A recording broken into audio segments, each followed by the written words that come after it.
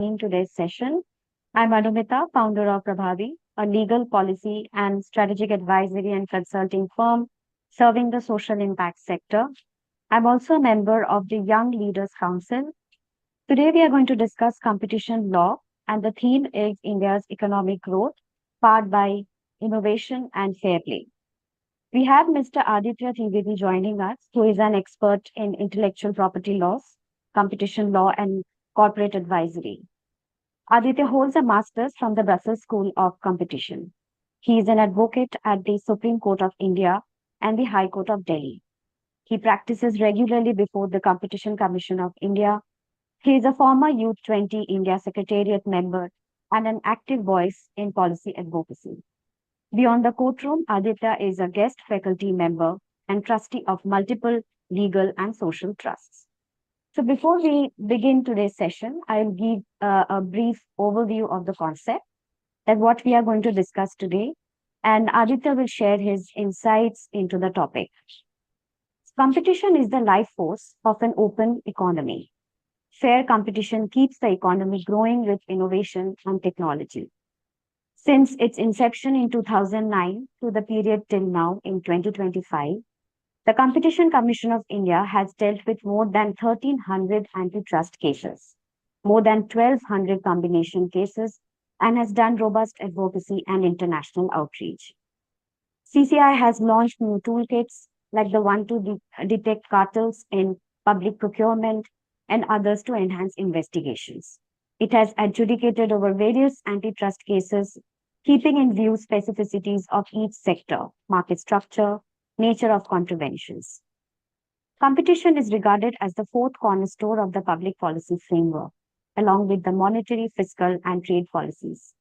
This session will deep dive into the nuances of competition, innovation, and India's economic growth. Aditya will discuss and cover some key concepts. He'll discuss anti-competitive agreements, abuse of dominant position, competition policy, mergers and acquisitions, role and functioning of the competition regulator, some important provisions under the law, and some case studies. So with this, I now invite Aditya to share his opening remarks on the theme, India's economic growth powered by innovation and fair play, and share insights into how competition law ensures a level playing field in the economy. How do we create a balance between competition and innovation? Thank you, Anumita.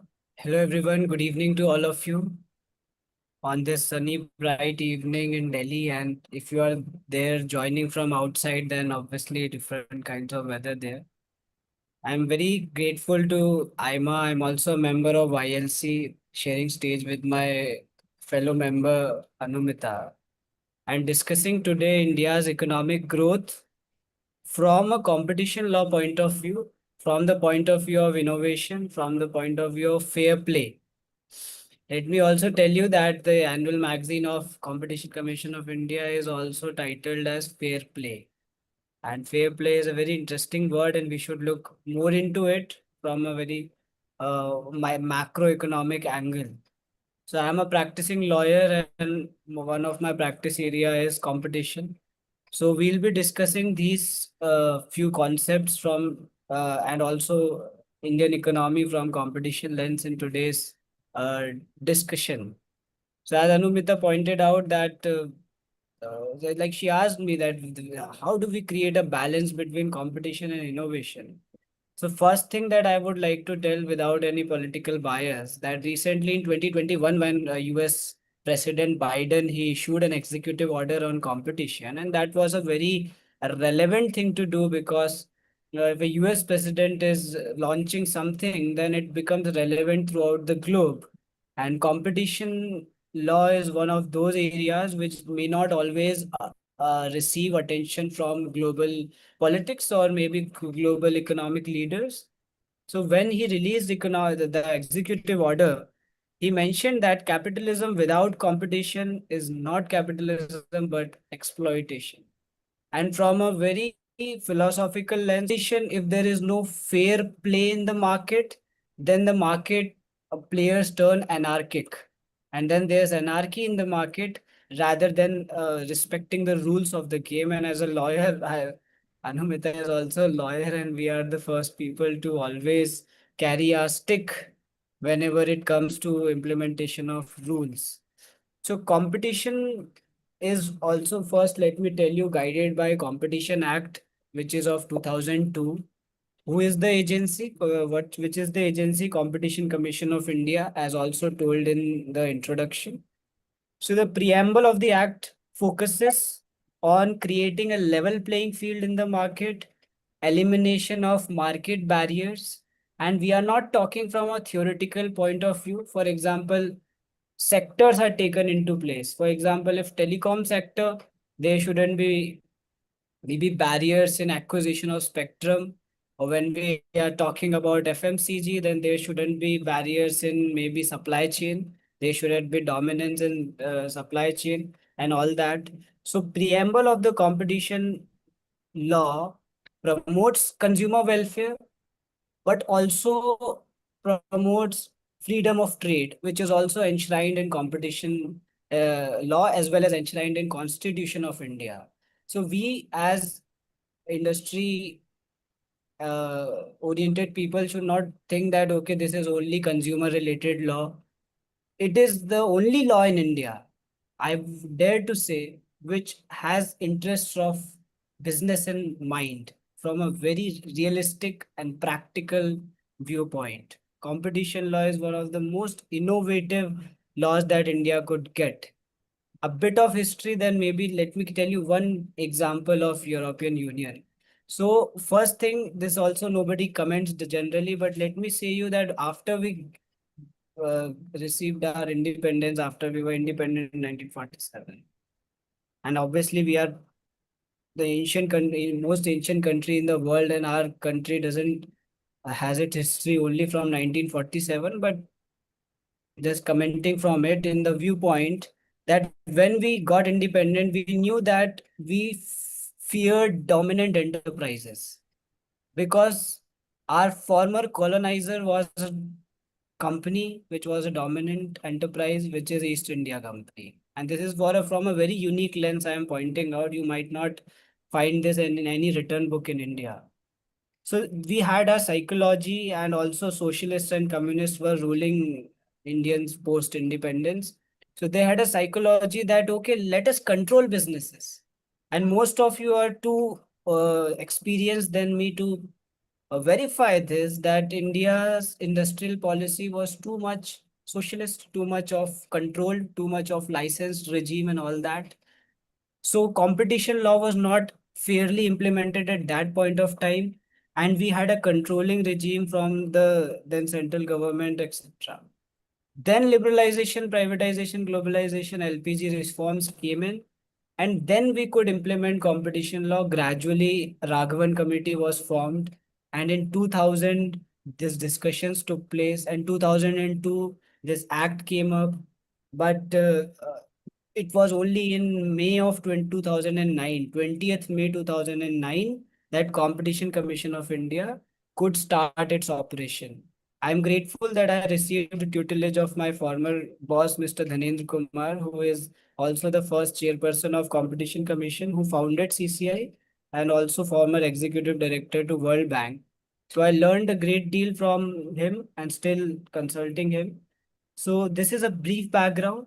Now let me tell you how competition balances innovation. You might know about European Union's ESB example, or may not know, but you see that in Europe there was a time when there was a debate on which charger should be preferred. There should be a uniform charger or not. But European Commission, it took its viewpoint that for its European Economic Area, we would only have one kind of a charger because to reduce e-waste and a lot of such things, and then mobile charging solutions were needed to be reduced, and like the options needed to be reduced so that we reduce the amount of e-waste.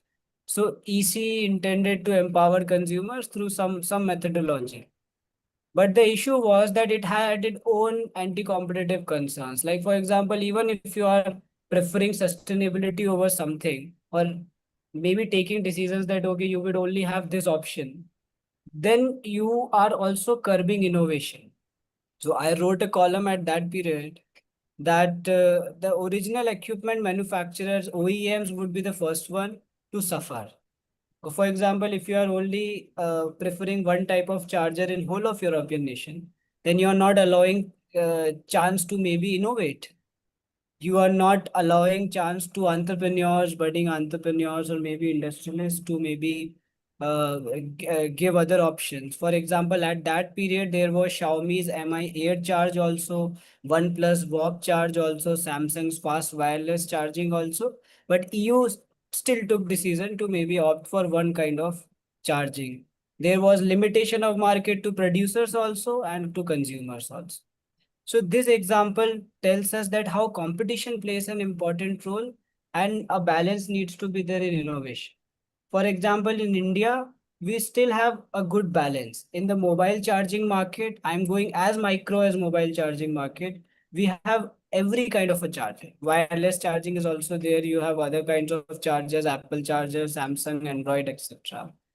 So it is very much important that these benefits stifle down to consumers also. So we always look at any given scenario from two lens in competition, and also for the economy if we have to analyze, because I would assume that we have good amount of management experts and academicians sitting here as audience. So we have to look one from freedom of trade point of view, whether the businesses are free and they have their own capacity to innovate. And second is we look from the lens of consumers, whether consumers have maximum right to choice.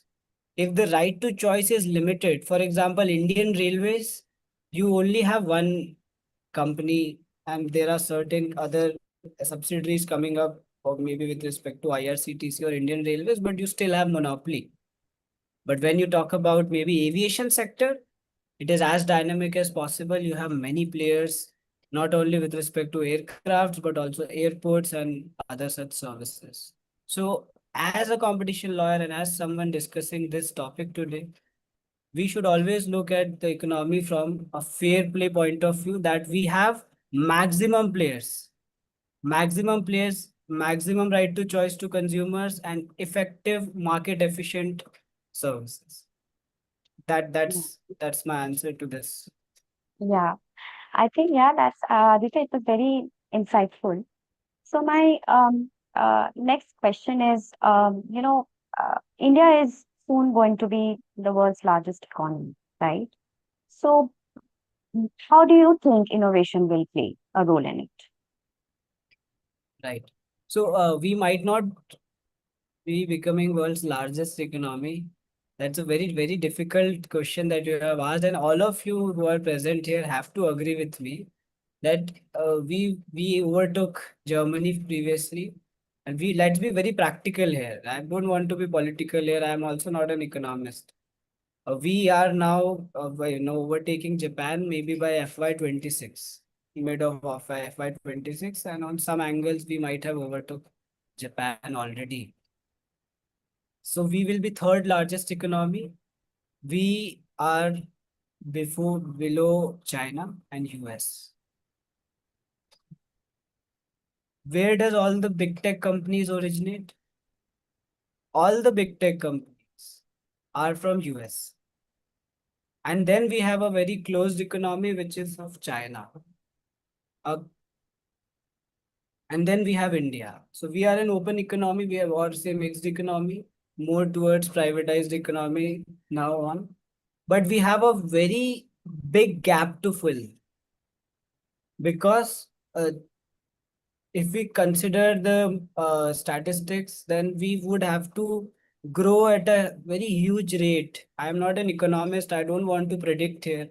I don't also want to maybe certify any of the international institutions' rankings or percentage that we'll grow by this percentage, that percentage.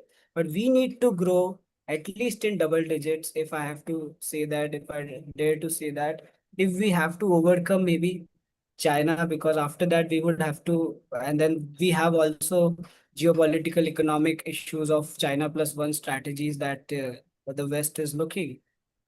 So these are geopolitical issues. But when we speak about innovation, our entrepreneurs, India is raining entrepreneurs.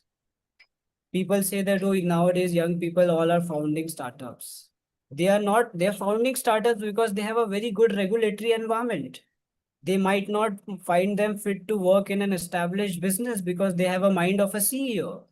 If there is a person who has a mind of a CEO, why would he be a maybe executive assistant to CEO, or maybe how why would he be a project manager? But the issue is that experience is also necessary. So there's a balance between experience and innovation. There's a balance between your wisdom and knowledge. But the when it comes to innovation, we as an economy needs to evolve. And I have seen, I have worked in Northeast, I have also seen South of India. South of India has very good innovative entrepreneurs, and we have cities like Hyderabad, Bangalore, Pune, Bhubaneswar spurring up as information technology hubs, software hubs. We also have cities like Indore or maybe Lucknow coming up after our Delhi NCR. So we need to focus more on our incubation hubs, incubation centers, and uh, like we had some examples of Atal Tinkering Labs and such innovation. Yesterday, I was visiting a fellow AIMA member, and when I visited his office, I saw that a lot of R&D is taking place in his startup. And that is very important because we are growing and then we grow, but then we don't research on what is necessary to evolve, maybe to think. I have also seen that maybe in newspapers, when we interact, they have growth strategists, they have futurists of value like Alvin Toffler, whom I usually respect. They would think that what would they be doing after 10 years? So this is very important that as a country we have, even in government departments, we are going good in good governance, but maybe we also need to think what we would be doing in next 10 years, 15 years. In corporates, there need to be an R&D, special focus on R&D. Innovation officers are also now coming up. Also happiness officers are coming up, but yes, so we have new terminologies spreading. But innovation needs to be a special focus on. And I think that a time will come that when India will be the innovation capital of the world. We have seen previously that we have delivered. We have also given ISRO missions in a very cost effective manner, and we should be proud of. So I think that in innovation, and maybe we have also given UPI, which is also cost effective. So there are many great examples. It's not necessary that we always have to look to the West. But yes, we do have competition. But please remember that we have competition from big tech, which is from US.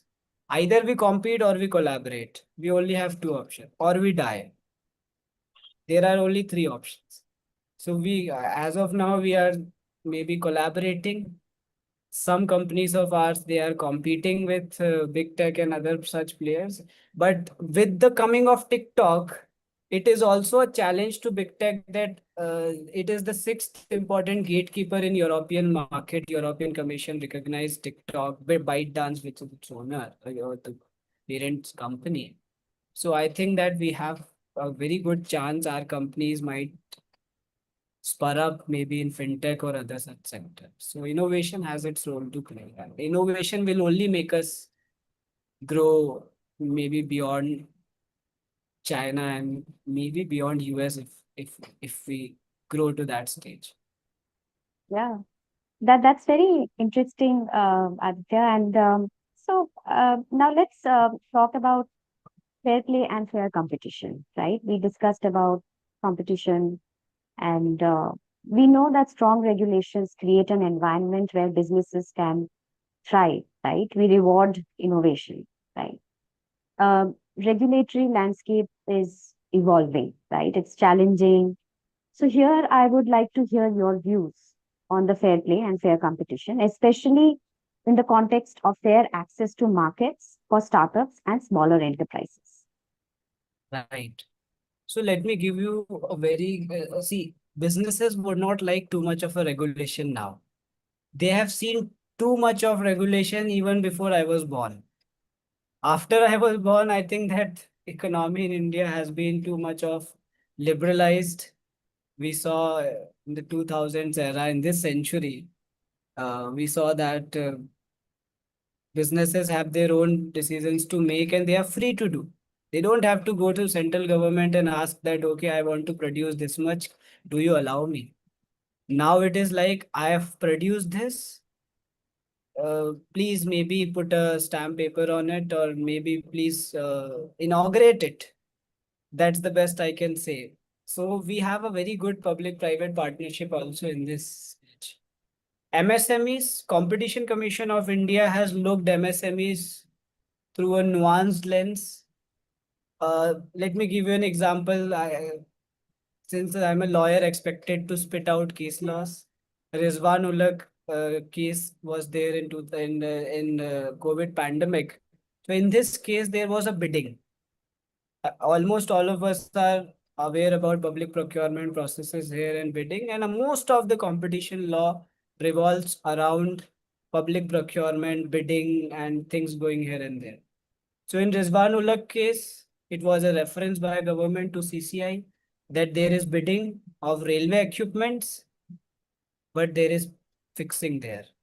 That bid rigging took place, and then these players were caught. But then CCI took a nuanced approach. Also, CCI took a nuanced approach in second other case, merger case, I'll tell you. People might not know that. So first is Rizwanullah. It was an MSME. The players were MSMEs. There was a cartel also, and cartels are generally not forgiven in competition law.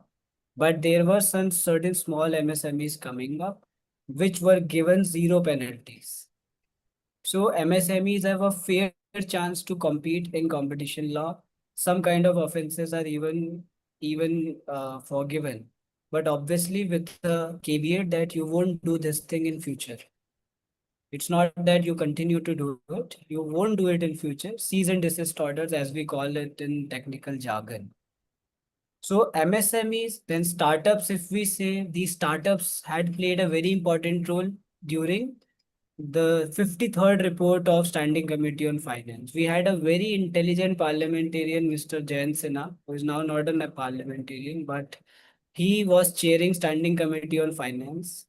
I also gave some contribution with respect to digital competition law in that report, but not to mention because I was very young at that time, and I think that I had at least posted few letters of some inputs in that report. So 53rd report of Parliament, Standing Committee on Finance, interviewed many startups that what problems are you facing with respect to digital competition law. These problems might be net neutrality, these problems might be barriers to entry, or maybe problems in innovation or not able to innovate, or maybe pressures or killer acquisitions. If someone is not aware about killer acquisitions, then these are kind of acquisitions that are done by bigger companies, bigger sharks taking small sharks or small fishes, as we call it.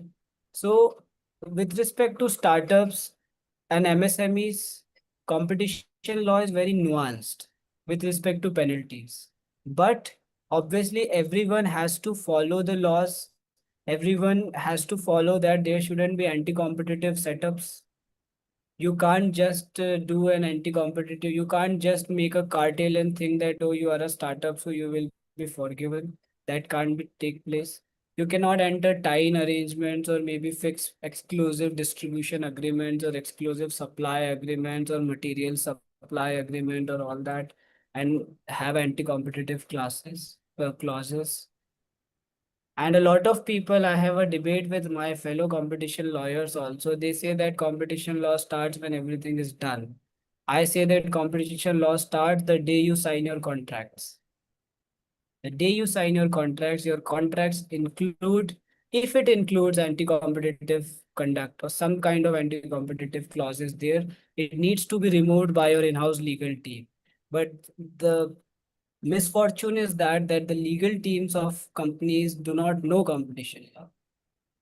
Not everyone is aware of this law, and then they miss up and then mess up, and later on then CCI attacks them, and then they are if you don't know about the penalty, cement cartel case, 6,300 crores penalty. If you want to pay it, please do. I don't have a problem. But then you need to be aware of something. If there's a development in law, or if in Indian economy, or if we have a development in Indian competition law, then you should be aware because it's affecting you. So that's I think that I would maybe need to be brief in my other questions, but since this had to set up other things. Yeah. Yeah, I think Aditya, you showed us the Bear Act, right? Yeah. And yeah, so I'm coming to that now. So, like, maybe you can briefly share with us the governing legal and regulatory framework under competition law. And also, maybe you can highlight some issues, some challenges related to anti-competitive agreements and the abuse of dominant position, which you have discussed, but maybe from the regulatory perspective, the law, you know. Yeah. So let me tell you. So first of all, as businesses, or maybe as academicians, or as experts, as enthusiasts of economy, or maybe related to management sector, first thing would be that who deals with it. Our query would be who deals with it. So there's an antitrust division in Competition Commission of India. If you want to go, ninth floor of CCI in East Kidwai Nagar, you might not be called there until unless you could do something bad. So Section 3 is anti-competitive agreements, and this is the Bear Act, Competition Act of 2002. Section 3 anti-competitive agreements. Section 4 is abuse of dominant position.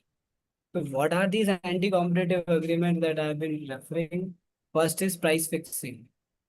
That you can't, I say that competition economics is one of the most independent uh, social sciences.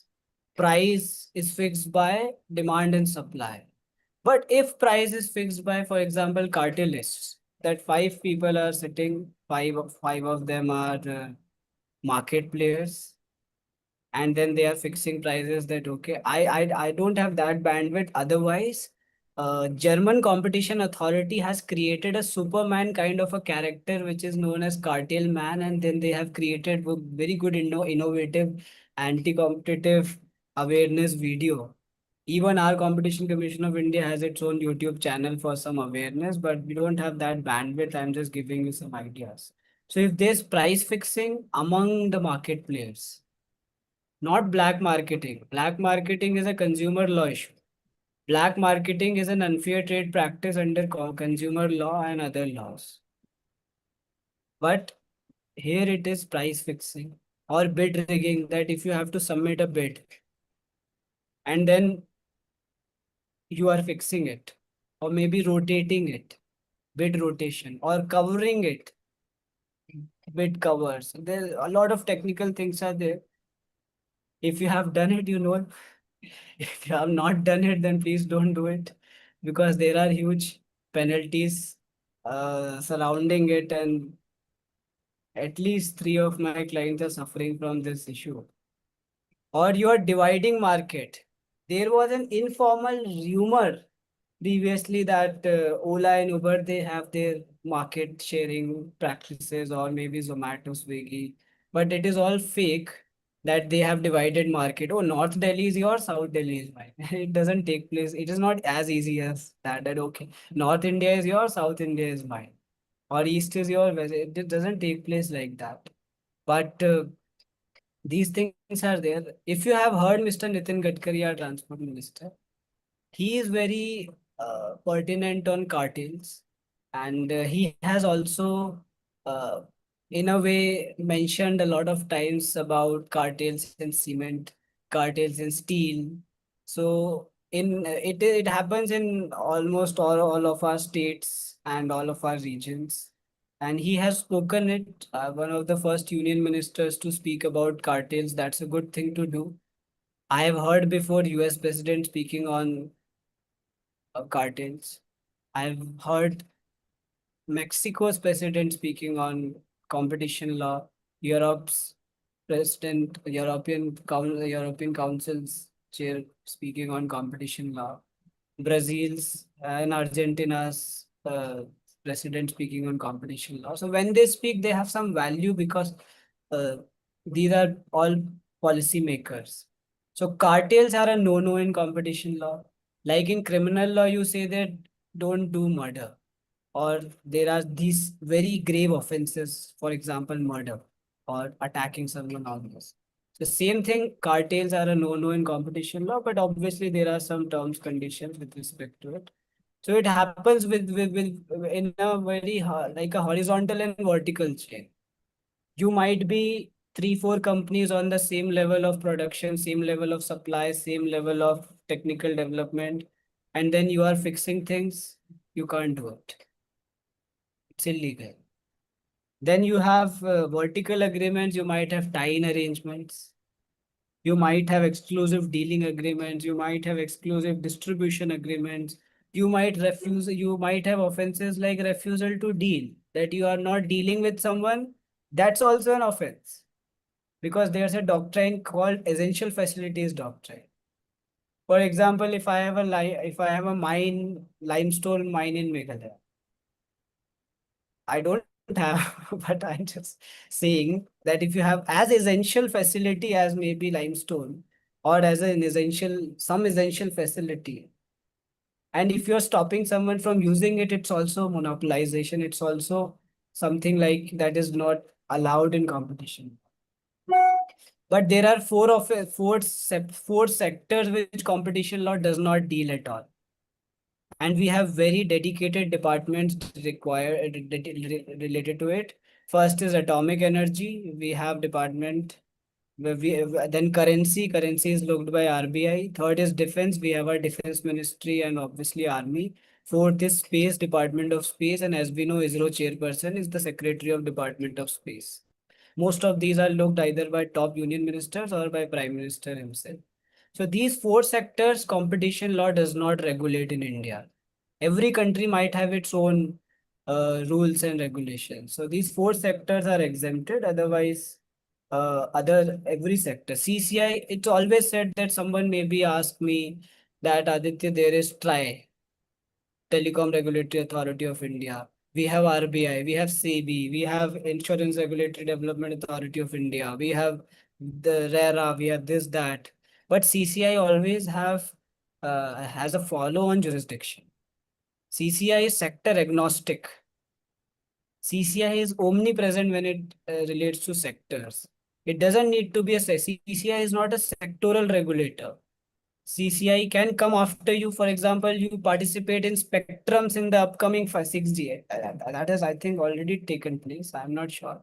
Let's say 7G. You take participate in the spectrum allocation, and you do bid rigging. Then TRAI will look into it from a licensing point of view, but CCI will come after you for bid rigging. Section 33D. So CCI always has jurisdiction. You cannot challenge jurisdiction of CCI until and unless uh, there are some technicalities that are dependent on case to case basis.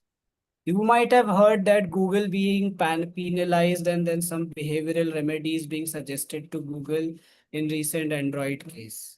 Previously, you were not able to uninstall your applications. For example, this is a phone. You might not able to uninstall some applications. So CCI took a view that this is a dominant conduct and there was some 10 to 12 remedies that were suggested. Also, a penalty was imposed, a huge penalty because penalties are huge and I don't want to name it, otherwise you would be then more afraid of CCF. But it can be as much as three times of the profit. So Yeah, that's something maybe. to be worried about. Okay. So maybe Aditya, now maybe you can just, explain the key functions of CCI, right? Maybe you can give a couple of examples how it monitors and regulates the market. Just Yeah, so a I'll be few very key quick in it functions. because Yeah. it needs to be objective answer. First is that it regulates anti-competitive agreements. That means that it is the authority which regulates cartels, etc. And if there's something happening, then how does an information comes to CCI? There are informants, not informants like you think that a police has informants. No, these are parties only, private parties coming before CCI to file a case. It might be an individual, it can be an HUF, it can be an NGO, it can be a company also. But yes, companies have to pay much if you are filing an information. For example, if an individual is filing an information before CCI, you have to pay 5,000 as fees. But if you are a company, you have to pay 2 lakh rupees. That's the difference. So you can be an informant as well. Then CCI also has to regulate abuse of dominant position if there's some dominant conduct. For example, predatory pricing. We have many cases of predatory pricing, or maybe denial of market access, or maybe stopping technical scientific development. There were cases related to some companies also in initial years of CCI.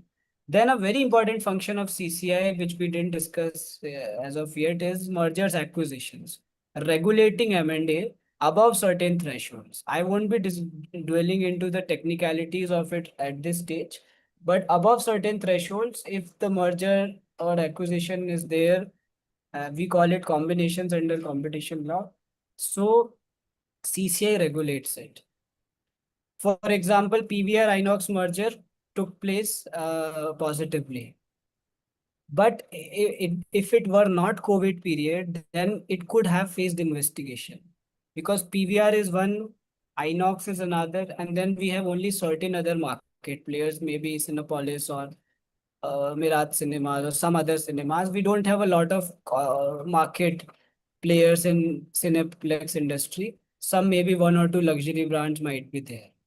So PVR Inox merged. These are two horizontal players merging. This has an impact on competition in the market. This also has an impact on consumer choices. Now at this stage, I don't have a choice. I will go to PVR. There is no other choice. I might go to Miraj Cinemas if I am aware, okay, there's something called Miraj Cinemas. I might go to maybe local cinema plexes or local cinemas that we have in our cities, but most of us would still prefer PVR Inox model. So then CCI would look into these issues and see whether these combinations need to be regulated. This is also, so you need to notify. This is ex ante. You need to notify on your voluntary basis to Competition Commission. CCI is very friendly. It also conducts pre-filing consultations because fees is huge. For Form 1, like for if you have to notify a Form 1, which is a technicality in competition law, you have to pay 20 lakh, 25 lakhs, I think. And then for Form 2, it is 60, 65, something like that. So I think that these issues are huge. And Yeah, so I think Aditya now, okay. So maybe now that we can discuss some challenges in the sector, right? yeah, yeah. Maybe sectors like aviation or telecom sector. What is your perspective? How is the competition evolving in these spaces? So very quickly, like civil aviation sector, it's oligopoly. Uh, we know like we don't have jet, we don't have Kingfishers also now, but we have Indigo, we have Air India Group. Air India Group after consolidation also is a very big group. But Indigo is mostly dominant. Let me not call it dominant, let me call it market leader. There is difference between being dominant, there's also difference between being a market leader and having a substantial market share. So Indigo has its own market share, significant market share. And having a market share is no problem at all. This is another caveat that I should give to this session. But if you are dominant, you might have 100% of the market, but you shouldn't abuse your dominance. You shouldn't you shouldn't do something which is anti-competitive or abusing your dominance or maybe affecting the economy in a negative way. So there are many factors. This is not a one-line answer.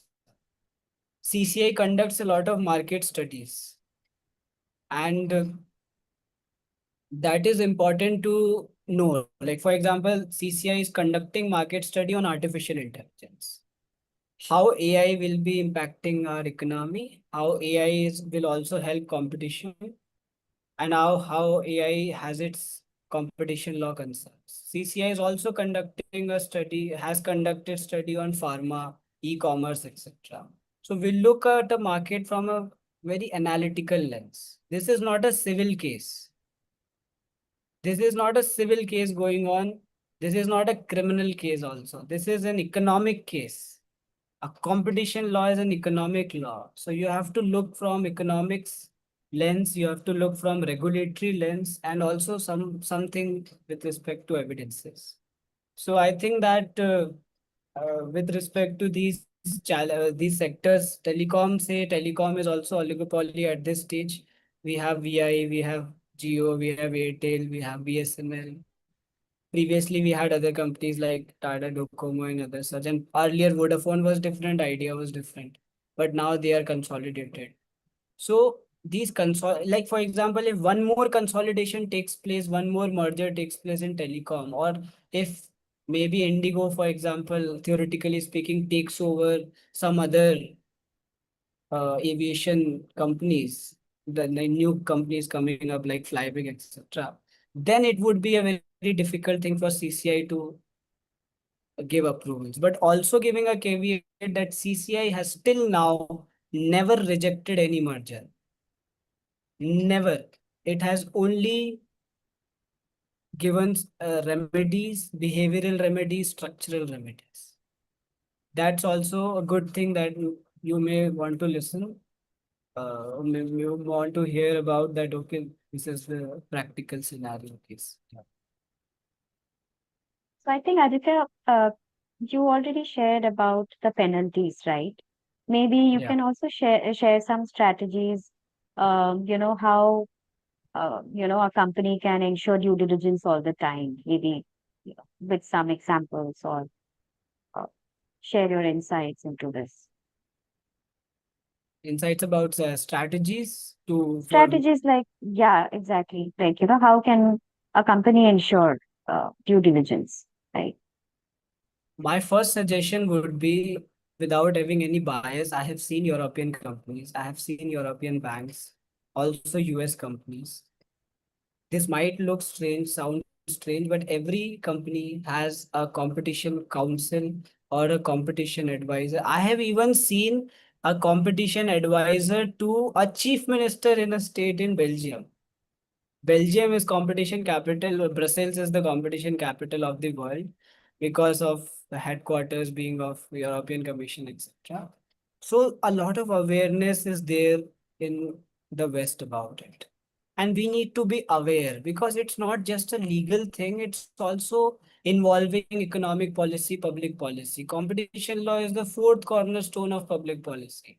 So we need to understand if a board is taking decision, then also competition law takes into. If your managing director is sitting in the board of a competing company, that's also a competition law concern. So your advisor or existing CFOs and all, they might not have that bandwidth to discuss on an everyday basis that, oh, this is competition law concern. Your legal team or your general counsel might also not be the best to do this.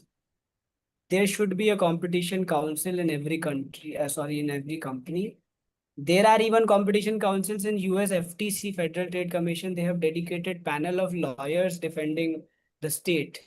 In India, we don't have dedicated panel of lawyers for competition law, but these are all private lawyers. So we see that one good thing would be to establish something related to competition council or maybe as division, maybe overseeing. Second is I have seen companies apart from big tech like Nestle and other companies, ITC, have their own competition policies. So you need to like you all do your vigilance policies. Like for example, you have some anti-corruption compliances or maybe BRSR is the latest one compliance that you might need to do, and then ESG, etc. So you should also do something related to competition. These are also factors that will help you at a later stage.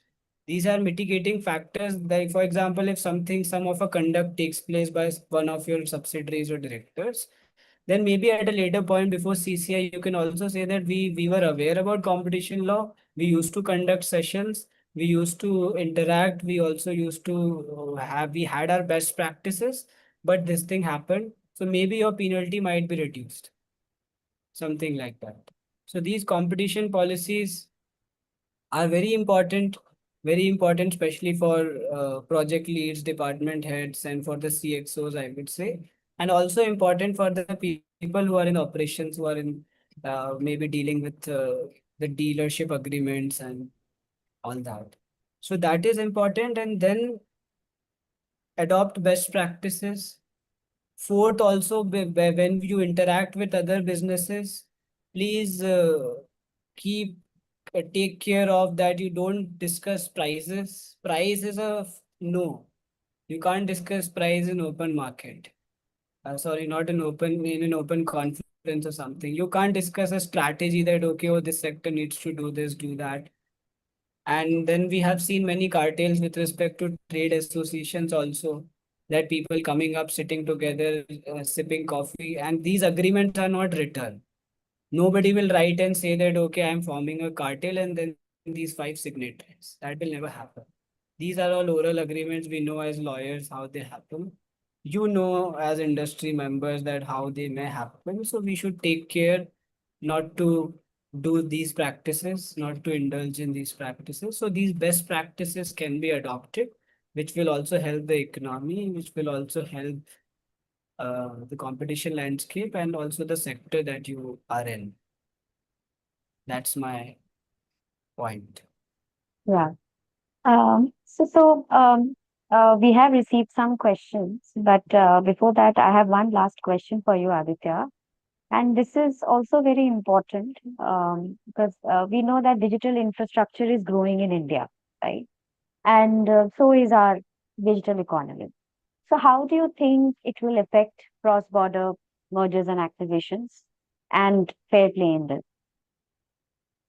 Right. So we couldn't discuss a lot about mergers or maybe particular acquisitions, hostile takeovers, all these things in today's session. But maybe briefly speaking, digital, unlike offline markets, maybe before 2010s, digital has no boundary.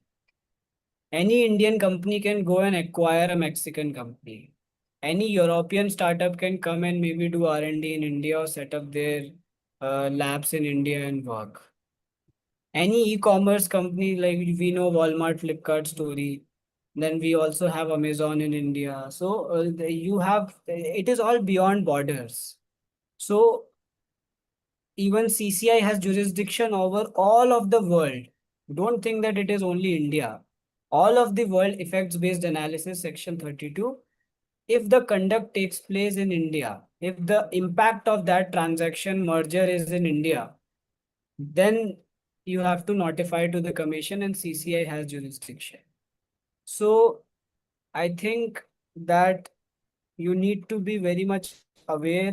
We need to be very much observant. Digital has no boundaries. So competition needs to be maintained and fair play needs to be maintained. Otherwise, maybe a US company would come and do a hostile takeover of an Indian company. But then obviously CCI is also there as a protector. That CCI, somebody goes to CCI, then these considerations will be taking place and then there would be behavioral and structural remedies.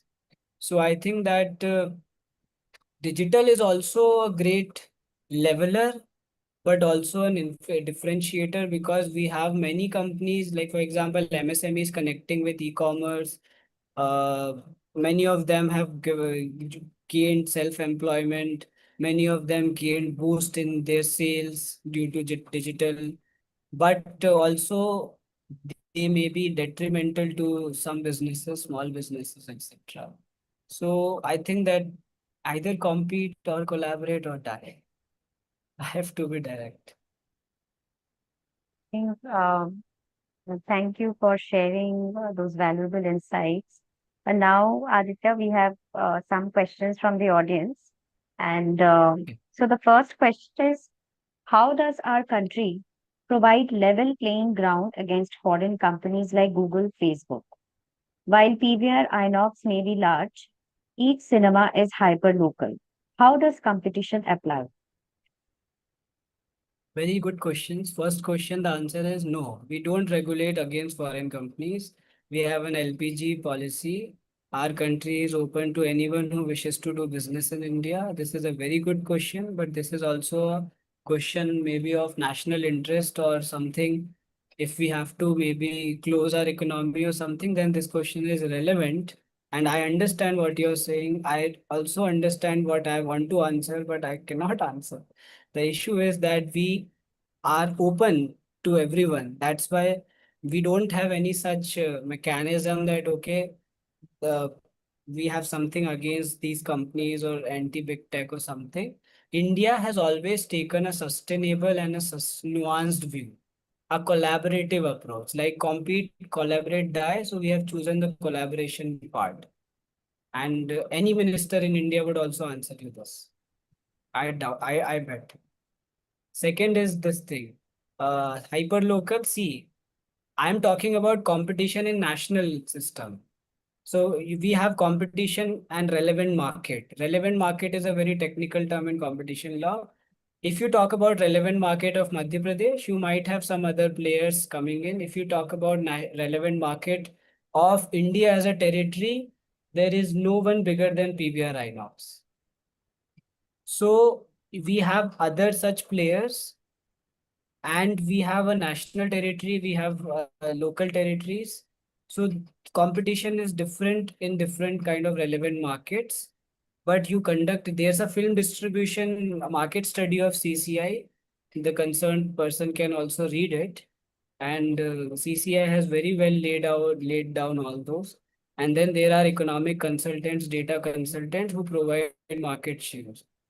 So that's that thing is relevant. I think I have answered that. Yes, I was right with respect to the delineation. But yes, if we go to other relevant market, then it may change. So we'll take another question. Um, you mentioned that regulations today have become more relaxed and there is greater liberalization. However, one of the biggest hurdles in public procurement remains the lack of awareness around the regulations. General financial rules, which serve as the guiding framework for procurement by government bodies and PSUs. Could you please share your thoughts on this issue and how greater awareness or capacity building around GFR norms would support more effective procurement? This is a very important question. Public procurement has some percentage of the GDP, some very relevant, I think single digit, if not double digit. So public procurement is a good amount of expense on public exchequer. And if some kind of bid rigging takes place, then it is very difficult for government to maybe state government or central government, or even for World Bank, even World Bank or institutions, they conduct their bids. It's very difficult to rebid. Rebidding against has its own laws, terms, rules, regulations. So it is important that we know more about GFR 2017, which is the latest, and then there might be other orders, memos of Ministry of Finance. So awareness needs to take place. Yes, CCI has its own competition advocacy. One advocacy division is there, which has its own director. So CCI conducts its advocacy. There are many think tanks promoting advocacy. Even competition lawyers, they conduct advocacy programs. So it is very much important. The best I can say, and the least I can say. So we'll take another question, the last question. So this is about in India's innovation and tech ability, right? The failure of decoding black box of the recent AI plane unfortunate crash, Air India plane unfortunate crash. The brand new lab faced old problem. India's new 9 crore black box lab failed in the first big test. Then government sends it to US. Is it really the lab incapability or something else that US Boeing wants to keep it secret? Where it failed, what is ministry doing to overhaul its tech leadership? So, I'm sorry, but I cannot answer this. It has to be answered by someone from aviation or someone from geopolitics. I find myself ineligible to answer this. Sorry. So I think that's about it. And so, Aditya, any last thoughts, any final thoughts on the competition law, or we have a few minutes. We have also received one last question. I'll take this up. In light of the increasing convergence of telecom, OTT, e-commerce, and digital payments, how does CCIE define and monitor abuse of dominance in these rapidly converging ecosystems? Okay. With respect to OTT, we don't have a specific ruling. With respect to telecom, there were few decisions starting from 2016. There was also a decision. Let me tell you very honestly, when Reliance Jio was not there and was very nascent, 8% of market share in 2016, Bharti Airtel filed a case at that time that this is abuse of dominance and all that. But CCI at that point acknowledged that since the concerned company has nascent market share of 8%, we will not intervene. And now we see that it's a very important market share. It has its own market power and market role to play. So I'm not saying that stop any company from growing. It's like that if something dominance related happens, some abuse is happening, then you may need to regulate it. And CCI is always active. CCI has now completed 16 years. CCI is a young regulator, but CCI has its own role to play, and we should have trust in the commission. As businesses, if you are a business, don't worry, go on, compete, collaborate, or die. The third, I don't think that third is the any option. You should compete or collaborate. Positively, nothing should be done against the economy or any unfair practices not taken up unless and until you consult your lawyer or CA. That is very important that they advise you nicely. And focus on competition. If you are hearing about competition law for the first time, then it is the best time that if you have a legal team, go discuss it with them. What is it? If they know about it, if they don't know, then maybe be in touch with someone who knows about it, and then you do advocacy first. Charity begins at home. So this is not directly related to charity, but you start maybe advocating yourself first. There might be many policy things coming into your mind that, oh, this is competition, this is not competition, but everything is competition. You can't escape from anything. Every sector has CCI's lens in it.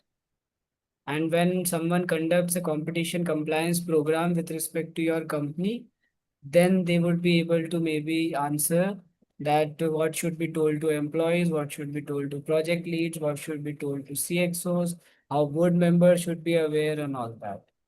So when I became a competition lawyer, I made sure that I have access to trade associations. I was a I cannot be a board member being a lawyer, but when I was not practicing for a few months, I tried to learn from a startup on how these things, and I was a board member for a few months, and then learned, and I had access and mindset of an entrepreneur that how businesses run and all that. So I think that this helps us, which maybe not every lawyer would do, to understand from a founder's perspective, from an entrepreneur's perspective, on how these offenses affect businesses internally, externally, and as a stakeholder, what should be their stance. So the last thing is focus more on competition because this is less thing, and we will drive India's economic growth on the basis of how competitive we are and how we are regulating fair play. Yeah. So I think, Aditya, that was a great session. And so we can take up other questions offline. If you have, you can send it to Rhythm Malik. rmalik@aima.in, and you will reach out to you. And thank you everyone for joining today's session. Thank you, and everyone a very good evening. Thank you, Anumita. Thank you, Aditya, for your time. And thank you, everyone, for joining the session with us today. Have a great weekend ahead.